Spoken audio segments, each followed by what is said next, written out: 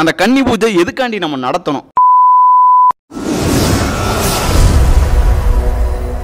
இப்போ அந்த ஆடம்பரமாக நடத்துறது எல்லாமே அவங்களோட ஆசைகளுக்காண்டி நடத்துறாங்க. ஆமாம், அவங்களுடைய ஆசைக்காக நடத்துறது. அதாவது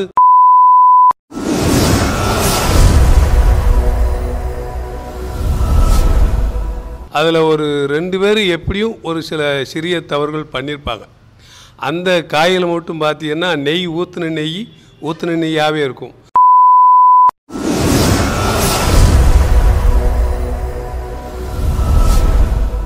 ஓப்பனாக கேட்குறேன்னு நினச்சிக்கிறேன்னா, சரக்கு அடிக்கக்கூடாது, இந்த மாதிரிலாம் மதுபானங்கள் சாப்பிடக்கூடாது, இதெல்லாம் சொல்கிறாங்க. சரக்கு தானே அடிக்கக்கூடாது, நம்ம தம் அடிக்கலாம்ல அப்படிலாம் சொல்லிட்டு இன்னைக்கு ஏகப்பட்டவர் இருக்கிறாங்க. இருந்தாலும் இப்போ உள்ள இளைஞர்கள் வந்து ஒரு டைம் பாஸிங்காக மாலையை போட்டுக்கிருக்காங்க. நம்ம இந்த அப்படி பேண்ட்டை போட்டுக்கிறது, துண்டை வல்லவட்டை போட்டுக்கிறது, அதெல்லாம் செய்யக்கூடாது. பாத யாத்திரை போகிற சாமிகளும் இருப்பாங்க, வேன் பிடிச்சி போகிற சாமிகளும் இருப்பாங்க. இப்போ இந்த 2 சாமிகளுக்கு என்ன வித்தியாசம்? கிட்ட வந்து வாபருக்கு நம்மளுக்கும் சம்மந்தமே இல்லை. வாபரோட சாஸ்தா என்னைக்கு கீழே பூலோகத்துக்கு வந்தாரோ அன்னைக்கே ஒரு 8 பூதகணங்கள் வந்து கூட வந்துருச்சு. இந்த 18 படியும் சக்தி வாய்ந்தது. நீங்கள் ஐயனை பார்க்க வந்து மாலை போட்டாலும் மாலை போடாட்டாலும் ஒன்றா தான் நின்று பார்ப்பீங்க. ஆனால் அந்த 18 படியில் இருமுடி கெட்டி மாலை போட்டு இருமுடி கெட்டினா தான் அந்த 18 படியில் கால் வைக்க முடியும்.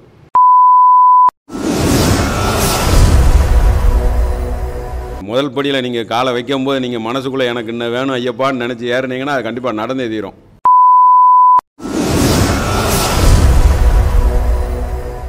Hi hello viewers, welcome to இது நம்ம ஊர் நம்ம கெத்து. விவர்ஸ், இன்றைக்கி நம்ம இந்த வீடியோவில் யாரை சந்திக்க வந்திருக்கோம்னு பார்த்தீங்கன்னா, நம்ம சேத்தூரில் இருக்கக்கூடிய மாரியம்மன் கோயிலில் மாலை போடக்கூடிய சாமிகளை தான் இன்றைக்கி நம்ம சந்திக்க வந்திருக்கோம். இந்த வீடியோவில் முக்கியமான ஒரு சில கொஸ்டின்ஸ்களை சாமிகள்கிட்ட வந்து நான் இன்றைக்கி வந்து கேட்க போகிறேன். ஆக்சுவலாக அது எல்லாத்துக்கும் தெரிஞ்சிருக்க வாய்ப்பு இல்லை, ஆனால் இது அவங்களோட நம்பிக்கை. இதை அவங்கள்ட்ட கேட்டு தெரிஞ்சுக்கிட்டால் தான் நமக்கு ஒரு தெளிவு கிடைக்கும். அப்படிங்கிறதுக்காண்ட இன்றைக்கி இந்த கொஸ்டின்களை அவங்கள்ட்ட கேட்கலான்ட்டு வந்திருக்கேன். வாங்க அவங்களோட அறிமுகப்படுத்திக்கிட்ட சொல்லலாம். சுவாமி, உங்களை எங்களுடைய பார்வையாளர்களுக்கு அறிமுகப்படுத்திக்குவோம். சாமி சரணம், வணக்கம். நான் மாரியங்கோயிலில் பணியாற்றிக்கிட்டு இருக்கேன். 2வது வந்து ஐயப்பன் கோயில் குருநாதராகவும் இருக்கிறேன்.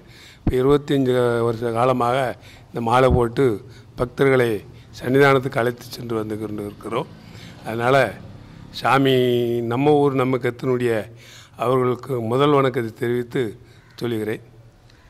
சாமி, இப்போ பார்த்தீங்கன்னா முதல்ல கேட்கக்கூடிய ஒரு விஷயம் வந்து, புதுசாக மாலை போடுறவங்க வந்து கன்னி பூஜை நடத்தணும் அப்படிங்கிற ஒரு இது வந்து எல்லா இடத்துலையுமே இன்றைக்கி இருந்து வருது. அந்த கன்னி பூஜை எதுக்காண்டி நம்ம நடத்தணும் அப்படிங்கிறத பற்றி எங்களோட பார்வையாளர்களுக்கு சொல்லுங்கள் சாமி. கன்னி பூஜை நடத்தணும், ரொம்ப எளிமையான முறையில் நடத்தணும்.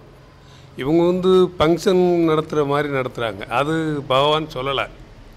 அவருக்கு சக்கரை பொங்கல், அவல் பொரிகடலை, 2வது வந்து பானக்கரம்னா அந்த எலுமிச்சம்பழம் இதில் போட்டு புளிஞ்சு வைக்கிறது, தேங்காய் பழம். அவருக்கு தேவை துளசி மாலை. அதனால் அதுதான் கன்னி பூஜை. இப்போ வந்து சாமிமார்களுக்கு சாப்பாடு கொடுக்கணுங்கிறதுக்காக அந்த மற்ற உணவுப் பொருள்லாம் உருவாக்கி வச்சுருக்காங்க. அதாவது வசதியானவர்கள் செய்ததை பார்த்து எளியவர்களும் அதை செஞ்சு கொண்டு இருக்காங்க. அது தேவையில்லை. எளிமையான முறையில் கன்னி பூஜை நடத்தினாலே போதும். அந்த கன்னி பூஜைக்கு முக்கியமாக தேவைப்படுவது விபூதியும் சூடனும் மட்டுமே. அன்னைக்கு மட்டும் அவருக்கு நெய் தீபம் போட்டு அந்த பூஜை நடக்கிற வரைக்கும் அது அந்த விளக்கு எரிஞ்சுக்கிருக்கணும். 2வது வந்து அவங்க விடிய முழித்து பார்த்துக்கிடலாம் அப்படின்னு சொன்னால் அந்த விளக்கு நெய் விளக்கு எரிஞ்சிக்கிட்டு இருக்கணும். இல்லை அப்படின்னா அதை குளிர வச்சுட்டு அவங்க தூங்கி வச்சுட்டு பிறகு மறுநாள் காலையில் அந்த விளக்கு ஏற்றிக்கலாம். இதுதான் கன்னி பூஜையினுடைய விதிமுறை. அப்போ அந்த ஆடம்பரமாக நடத்துறது எல்லாமே அவங்களோட ஆசைகளுக்காண்டி நடத்துகிறாங்க. ஆமாம், அவங்களுடைய ஆசைக்காக நடத்துகிறது. அதாவது அந்த சாமி நடத்திருச்சு அவ்வளோ செலவு, இந்த சாமி நடத்தணும், அப்போ நீங்கள் வந்து இப்படி நடத்துங்க அப்படின்னு சொல்கிறது தான். அது தேவையில்லாது. எளிமையான முறையில் அவரை கும்பிட்டாலே போதும். அதாவது என்னென்ன பண்ணால் ஆப்பிள், ஆரஞ்சு, திராட்சை அதுன்னு என்னென்னமோ வைக்கலாம். நம்மளுக்கு தேவையானது பூரா சாமிக்கு வைக்கலாம். அவர் வேண்டான்னு சொல்ல போகிறது. இருந்தாலும் அவருக்கு தேவையானது சக்கரை பொங்கல், அவல் பொரிகடலை, பானக்கரம், தேங்காய் பழம், வெத்தலை பாக்கு, பத்தி சூடை, இதுதான் அவருக்கு ரொம்ப முக்கியமானது. துளசி மாலை அவருக்கு ரொம்ப முக்கியமானது. அவரை வந்து நம்ம எளிமையான முறையில் வழிபட்டாலே நம்ம நினைத்த காரியத்தை அவர் முடித்து கொடுப்பார். சரிங்க சாமி, நல்ல உதாரணம். ஆக்சுவலாக இது வந்து எதுக்கான இதுன்னு பார்த்தீங்கன்னா, ஒரு சில பேர் கஷ்டப்படுற ஃபேமிலியிலேருந்தும் மாலை போடணும்னு ஆசைப்படுவாங்க. அவங்களுக்கு நம்ம இப்படி நடத்தினா தான் வந்து சாமிக்கு போய் சேரும் அப்படிங்கிற ஒரு எண்ணத்திலே இருப்பாங்க. நீங்கள் சொன்னது ஒரு நல்ல உதாரணம் கூட. கோயிலுக்கு கிளம்புற அன்னைக்கு அந்த இருமுடியில் ஒரு சில விஷயங்களை வைப்பீங்க பார்த்தீங்களா, தேங்காய், அதெல்லாம் என்னென்ன, அது எதுக்காண்டி வைக்கிறோம் அப்படிங்கிறத பற்றி கொஞ்சம் சொல்லுங்கள் சார். சாமி வந்து நெய்யாபிஷேக பிரியர். அவருக்கு வந்து அந்த நெய்க்காயில் வந்து நெய் அடைக்கும். நம்மளுடைய விரத காலத்தை அங்கே போய் நெய்க்காய் உடைக்கும் போது பார்த்துக்கலாம். ஒரு 50 பேர் போகிற அப்படின்னா அதில் ஒரு 2 பேர் எப்படியும் ஒரு சில சிறிய தவறுகள் பண்ணியிருப்பாங்க. அந்த காயில் மட்டும் பார்த்தீங்கன்னா நெய் ஊற்றின நெய்யாகவே இருக்கும்.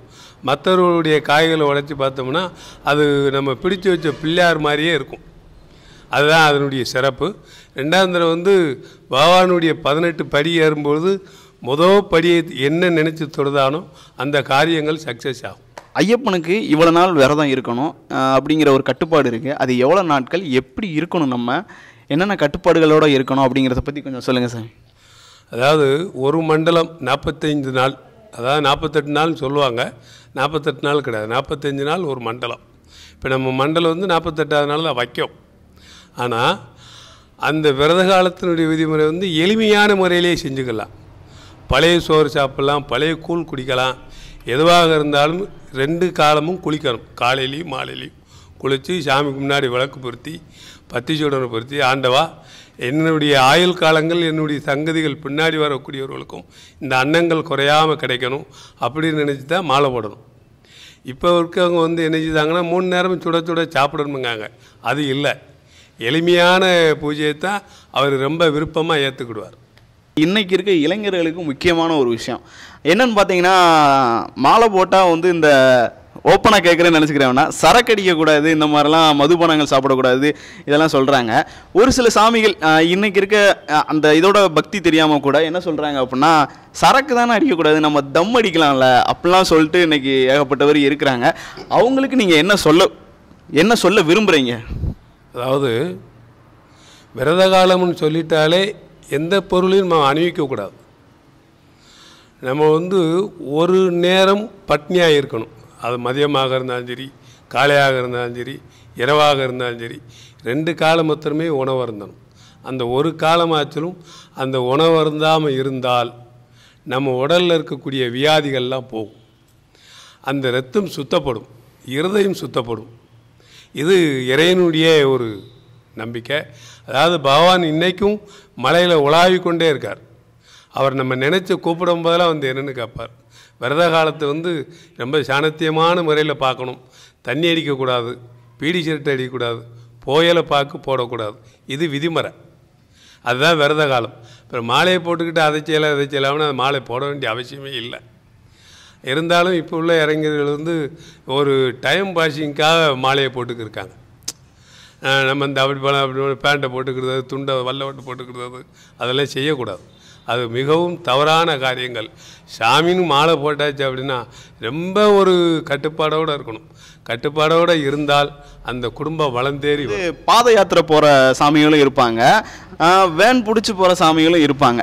இப்போ இந்த 2 சாமிகளுக்கு என்ன வித்தியாசம்? ஒரு சில பேர் நினைப்பாங்க, ஒருவேளை அவங்க பாத யாத்திரை போகிறதுனால தான் அவங்க கடுமையாக வர்றதுலேருந்து போகிறாங்க அவங்களுக்கு, இப்போ அவங்களுக்கு தான் முன்னாடி சாமி ஐயப்பன் வந்து நல்லா பண்ணுவார் அப்படிங்கிற ஒரு எண்ணங்கள் ஒரு சில பேர்த்துக்கு இருக்கலாம். அதை பற்றின கருத்தை, அவங்களோட கருத்தை சொல்லுங்கள் சார். அப்படியெல்லாம் இல்லை. வேனில் போகிறவங்க நடந்து போகிறவங்கெல்லாம் இல்லை. அவங்கவுங்க விரத காலத்தை பொறுத்து இருக்குது.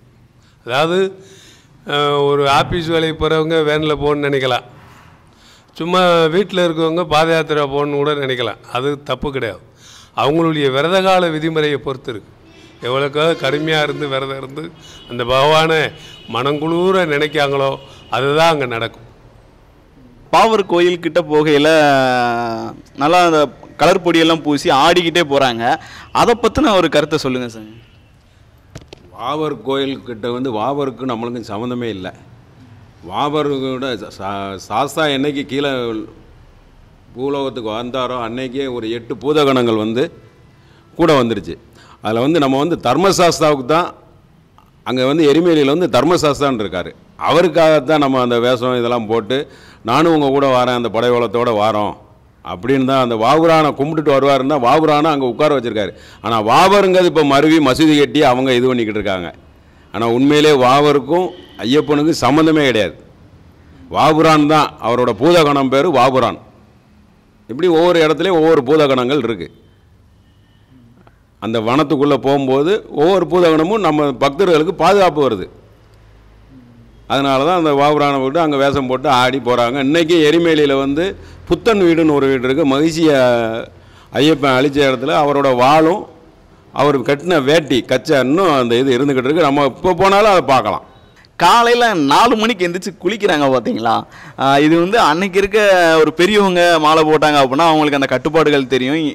இந்த டைமுக்கு வந்து எந்திரிச்சு குளிக்கணுங்கிறது தெரியும். ஆனால் இன்னைக்கு இளைஞர்கள் மாலை போகிறாங்க. நீங்கள் சொன்ன மாதிரி இளைஞர்கள் வந்து அவங்களுக்கு என்ன பக்குவம் அப்படிங்கிறது தெரியுமா என்னங்கிறது தெரியல. அது எதுக்காண்டி நம்ம காலையில் 4 மணிக்கு 5 மணிக்கு எந்திரிச்சு குளிக்கிறோம்? அதுக்கான காரணத்தை சொல்லுங்கள் சாமி. அதாவது அந்த காலையில் 4 மணிக்கு எந்திரிச்சு குளித்தா அந்த பச்சை தண்ணியில் குளிக்கும்போது நம்மளுடைய மனம் வந்து ஒருநிலைப்படும். அந்த இறைவனுடைய வழிபாட்டுக்குள்ளே வரக்கூடிய ஒரு மனப்பக்குவம் தோணும். அதுக்காகத்தான் காலையில் 4 மணிக்கு எந்திரிச்சு குளிச்சுட்டு மாலை போட்ட சாமி போய் அங்கே விளக்கு பொருத்தி சாமிக்கு தீபத்தை ஏற்றி சூடம்பத்தி பொருத்தி அவருக்கு நம்ம என்ன வச்சுருக்கோமோ அவள் பெரியோ ஏதோ ஒரு நேவத்தி வச்சுருக்கோம் அது சாமிக்கு காட்டிட்டு அவங்க இருந்தாங்கனாலே அவருடைய நாமத்தை ஒரு 108 தடவை அங்கே முன்னாடி உட்காந்து சொல்லணும். அதுக்காகத்தான் அந்த காலையில் 4 மணிக்கு எழுந்திரிச்சு குளிக்கணுங்கிற ஒரு பக்குவத்தை வச்சுருக்காங்க. இன்னொன்று குருசாமின்னு சொல்கிறாங்க பார்த்தீங்களா? நம்ம எத்தனை தடவை மாலை போட்டதுக்கப்புறம் நம்ம குருசாமி ஆக முடியும்? அதோட இதை சொல்லுங்கள் சார். 18 வருஷம் படி ஏறினா அவர் வந்து குருநாதராக இருப்பார். அது நிறையா குறிப்புகளில் வந்து 18 வருஷம் போனவங்க 30 வருஷம் போனவங்க நிறையா இருக்காங்க. இருந்தாலும் அந்த முதல்ல இருக்க குருசாமி இருக்கிற வரைக்கும் அவங்க யாரும் பக்கத்தில் நாங்கள் குருநாதர் போக மாட்டாங்க. அப்படி இருந்தாலும் அந்த 18 வருஷம் 20 வருஷம் 30 வருஷம் போனவங்க கூட இருக்கும்போது அவங்களுக்கு ஒரு முக்கியத்துவத்தை கொடுத்து அவங்க கூட உட்கார வச்சுருப்பாங்க. இது நடைமுறைக்கு சாத்தியமானது. சரிங்க சாமி. சாமி இன்னொன்று அந்த 18 படின்னு சொல்கிறாங்களே, அந்த ஒவ்வொரு படிக்கும் என்ன இது அதுக்கான கருத்து என்ன அப்படிங்கிறத சொல்கிறீங்களா சார்? 18 படிக்கும் 18 தெய்வங்கள் இருக்காங்க. 18 இது சித்தர்களும் இருக்காங்க. அது மாதிரி ஐயனோட 18 பேர்களில் இருக்குது. இப்போ சபரிமலையே 18வது மலைக்கு இடையில தான் இருக்குது. 18 மலை மேற்கு தொடர்ச்சி மலையில் 18 மலை இருக்கும், அதுக்கு இடையில தான் இருக்குது. அந்த தத்துவத்தை அடிப்படையில் அந்த 18 படி. இந்த 18 படியும் சக்தி வாய்ந்தது. நீங்கள் ஐயனை பார்க்க வந்து மாலை போட்டாலும் மாலை போடாட்டாலும் ஒன்றா தான் நின்று பார்ப்பீங்க. ஆனால் அந்த 18 படியில் இருமுடி கட்டி மாலை போட்டு இருமுடி கட்டினா தான் அந்த 18 படியில் கால் வைக்க முடியும். ஐயன் வந்து சின்முத்திரையில் தான் உட்காந்துருக்காரு. அதில் தத்துவமாசிங்கிறது நீயும் கடவுள், அந்த படியில் வைக்கும்போது நீயும் கடவுள்னு தான், நம்மளுக்குள்ளே தான் அந்த கடவுள் இருக்கார், நம்ம தான் அந்த கடவுள் அப்படின்னு அவர் உணர்த்திக்கிட்டு இருக்கார். அதான் அந்த 18 படியின் தத்துவம். அந்த முதல் படியில் நீங்கள் காலை வைக்கும்போது நீங்கள் மனசுக்குள்ளே எனக்கு இன்னும் வேணும் ஐயப்பான்னு நினச்சி ஏறினீங்கன்னா அது கண்டிப்பாக நடந்தே தீரும். ஆனால் நீங்கள் அந்த படியில் கால் வைக்கும்போது உங்கள் மனம் உங்களை அறியாமையே இதாகும். அந்த மனதை ஒருநிலைப்படுத்துறதுக்கு தான் அந்த 48 நாள் விரதம் 60 நாள் விரதமும். அந்த ஒருநிலைப்படுத்தி போகும்போது உங்களை அறியாமல் ஐயனை பார்க்கும்போது கண்ணில் இருந்து சாரையாக கண்ணீர் வரும். நீங்கள் அந்நேரம் மனசுக்குள்ளே வேண்டது அவன் நினப்பான் சரி அப்படின்னு. நீங்கள் மாலை போட நினச்சாலும் போட முடியும், அவன் நினச்சா தான் நீங்கள் மாலை போட முடியும். அந்த 18 படியை தொடவும் முடியும். இந்த வயசுக்கு அப்புறம் தான் மாலை போடணும், இதுக்கப்புறம் மாலை போடக்கூடாது அப்படிங்கிற எதுவும் கட்டுப்பாடுகள் இருக்கா? அதை பற்றின ஒரு கருத்தை சொல்லுங்கள் சார். அதாவது அந்த காலத்துலேருந்து பெரிய ஆட்கள் மாலை போட்டாங்க. பெரிய ஆட்கள் மாலை போட்டாங்கன்னா அந்நேரம் பூரா ஒத்தையடிப்பாங்க. அதாவது காசி போனால் திரும்பா பயணம்னு சொல்லுவாங்க. அதை மாதிரி ஐயப்பன் கோயிலில் வந்து ஒத்தையடிப்பாத கடுவா நடமாட்டங்கள் புலி நடமாட்டங்கள் இதெல்லாம் இருந்தது. அதனால தான் முதியவர்கள் மட்டும் போட்டாங்க, ஒரு 40 வயசு 50 வயசுக்கு மேலே உள்ளவங்க. ஆனால் இப்போ வந்து ஒரு 5 வயசு பிள்ளையை பச்சை விட்டாலும் கூட மேலே போயிட்டு வந்துடும். அந்த அளவில் போக்குவரத்து துறைகள் அதிகமாகிடுச்சு. அதனால் இப்போ இருக்கவங்க எல்லோரும் போடுதாங்கன்னா அவங்களுடைய பக்குவப்படி இருந்தாங்கன்னா நல்லாயிருக்கும். எப்போ வேணாலும் போடலாம், சின்ன பிள்ளையிலேருந்து பெரிய ஆள் வரைக்கும் போடலாம் இப்போ. ஆனால் அவங்க அந்த பக்குவ நிலை வந்து சரி பண்ணணும். அது வீட்டில் இருக்க முன்னோர்களும் இது இப்படி தான் சாமி அப்படின்னு சொல்லணும். வீட்டில் இருக்கவங்க அது சொல்ல மாட்டாங்க, ஏன்னா அவங்களுக்கு தெரியாது, அதனால் சொல்ல மாட்டாங்க. அப்போ குருநாதர் தியாகத்திலும் போய் கேட்கணும், சாமி மாலை விட்டேன் நான் என்ன செய்யணும், ஏது செய்யணும், எப்படி இருக்கணும், என்னுடைய விரத காலத்தை நான் எப்படி பார்க்கணும் அப்படிங்கிறத கேட்டால் அந்த குருநாதரை அதுக்குரிய பக்குவத்தை சொல்லி கொடுப்பாங்க. இப்போ வரைக்கும் அது யாரும் அப்படி கேட்குறது கிடையாது. வராங்க, மாலை போடுறாங்க, போயிடுறாங்க. பூஜைக்கு கூட வரமாட்டேங்காங்க. அப்படி ஒரு சூழ்நிலைகள்லாம் இருக்குது. கேட்டால் வேலைக்கு போயிட்டேன், அங்கே போயிட்டேன், இங்கே போயிட்டேன், வர நேரம் ஆயிடுது அப்படிங்கிற மாதிரி சொல்லுவாங்க. நாங்கள் இருக்கவங்கள வச்சு பூஜை பண்ணிட்டு வந்துடுறோம். இப்போ கோவிலில் பஜனை வைக்கிறது கூட வரமாட்டாங்கன்னு வைங்களேன். எங்கே எல்லா இடத்துலையுமே இருக்குது. அதனால் இப்படிலாம் இருக்குது. அது அந்த மாலை போட்டாச்சுனாலே என்ன வேலை இருந்தாலும் அந்த பஜனையில் போய் உட்காந்து அந்த ஐயனை துதித்து வந்தாலே அவங்களுடைய நிறை குறைகள்லாம் ஒரு மார்க்கமாக அது மாறிடும். என்ன குறைகள் இருந்தாலும் பகவான் அதை தீர்த்து கொடுத்து அவங்கள நல்லபடியாக வைப்பார். வீட்டை விட்டு மலைக்கு கிளம்பையில் வெளியே ஒரு கல்லை வந்து கடவுளாக வச்சு கருப்பனாக வச்சு கும்பிட்டு போகிறாங்க. அந்த இது வச்சு கும்புறதுக்கான காரணம் என்ன சாமி? அதாவது சாமி என்ன சொல்லியிருக்காருன்னா, மாலை ஓட்டு என்னைய வரும்போது அவங்க வீட்டில் இருக்கக்கூடிய பொம்பளை உள்ளிகள் மட்டும் ஒரு சில வீட்டுகளில் இருக்கும். அவங்களுக்கு துணைக்கு ஆள் இருக்காது. அப்படிங்கிறதுனால கருப்பை சாமியை வந்து என்னுடைய பக்தர்கள் வீட்டுகளில் போகாமே நீ போய் காவல் இருக்கணும் அப்படின்னு ஒரு உத்தரவு அவர் கொடுத்துருக்கார். அதனால் அந்த ஒரு சின்ன கல் வச்சு அதுக்கு மேலே சந்தனமும் பூ வச்சு ஒரு விளக்கை வச்சு கருப்பனுக்கு ஒரு விடலை போட்டு, ஐயா நான் உன்னை நம்பி ஐயப்பன் கோயில் போகிறேன், நான் வர்றது வரைக்கும் என் குடும்பத்தை நீ பார்த்துக்கோ அப்படின்னு ஒப்பிச்சுட்டு போகிறது. அதை கருப்பன் பார்த்துக்கிடுவார். இதுதான் விதிமுறை அந்த காலத்தில் இருந்த. நம்ம மண்டல பூஜைன்னு சொல்லிட்டு ஒன்று வைக்கிறோம். அந்த மண்டல பூஜைக்கான மகத்துவம் என்ன சாமி? மண்டல பூஜை மகத்துவம் எப்படின்னா, பந்தலராஜனை வந்து பகவான் வந்து பந்தலராஜன் உன்னை நான் எப்போ பார்க்குன்னு அவர் கேட்கும்பொழுது, தை திங்களன்று நீ மாலை போட்டு கட்டி படியேறு வரும்பொழுது நான் உனக்கு ஜோதி வடிவமாக காட்சி தருவேன்னு சொல்லியிருக்கார். பந்தலராஜனுக்கு மட்டும் சொல்லியிருக்கார். அப்போ அவர் வரும்பொழுது அவர் ஜோதி உருவமாகவே காட்சி கொடுத்துருக்கார். அன்றைக்கி அவருக்கு மண்டலம்னு கணக்கு அன்றைக்கி வச்சுருக்காங்க. அந்த கணக்கு வச்சு தான் இப்போ மண்டல பூஜைகள் எல்லா இடத்துலையும் நடக்கும். அன்றைக்கி வந்து பகவான் பார்த்தீங்கன்னா ரொம்ப ஒரு கண்களாக காட்சியாக இருப்பார். அதாவது மற்ற நேரம் அவருடைய விக்கிரகத்தை பார்க்குறதுக்கும் அந்த மண்டல பூஜை அன்றைக்கி அவரை பார்க்குறதுக்கும் அவ்வளோ ஒரு மன நிறைவாக நம்ம உடலில் இருக்க வியாதி பிணிகள் பூரா தீர்ந்தது மாதிரியே இருக்கும். மண்டல பூஜை அன்றைக்கி சாமி ரொம்ப உக்கிரமாக இருப்பார். அதுக்கு தான் மண்டல பூஜைகள்லாம் வச்சுருக்காங்க. அதாவது பந்தலராஜனுக்காக வச்சது. ஆமாம். ஒரு பாட்டு இருக்குல்ல, பம்பையில் நீராடி அப்படின்னு சொல்லிட்டு, பம்பை நதியோட மகத்துவத்தை பற்றி சொல்லுங்கள் சார். பம்பையினுடைய நதி வந்து சாமி அங்கே குளித்த இடம். அவர் அங்கே குளித்து அங்கே இருந்து அதுக்கு பிறகு அவர் மேலே போனவர். அதனால் அந்த பம்பையினுடைய புண்ணியம் அப்படி ஒரு புண்ணியம். அந்த பம்பையில் வந்து மாலையை கழட்டி போடவோ வேட்டி துணிமணிகளை கழட்டி போடவோ அது பாவத்தை நம்ம சேர்க்கும். அதை செய்யக்கூடாது. அதாவது வேட்டிங்க கழட்டி போட்டு நம்ம பாவம் போயிடும், மாலையை கழட்டி போட்டு பாவம் போயிடும், அது கிடையாது. நம்ம எல்லாம் அங்கே கழட்டி போடுறதுனால அந்த பாவம் நம்மளை சேரும். அது வந்து புனிதமான தீர்த்தம், ரொம்ப அருமையாக இருக்கும். ஒரு உடல்நிலை சரியில்லாதவங்க கூட ஐயனை நினச்சி அந்த பம்பையில் இருக்க தண்ணி மோந்து தீர்த்தம்னு குடித்தாலே உடலில் இருக்கக்கூடிய பிணிகள் தீரும். கங்கை நதியை போல் புண்ணிய நதி. ஆமாம், கங்கை நதியை போல் புண்ணிய நதி. பம்பையில் ஐயப்பன் வந்து குழந்தையாக இருந்த இடம். அந்த பந்தளன் மன்னன் வேட்டைக்கு போகும்போது அந்த இடத்துல தான் கிடைக்காரு. அதனால் பம்பை தான் அவர் வளர்த்த தாய்.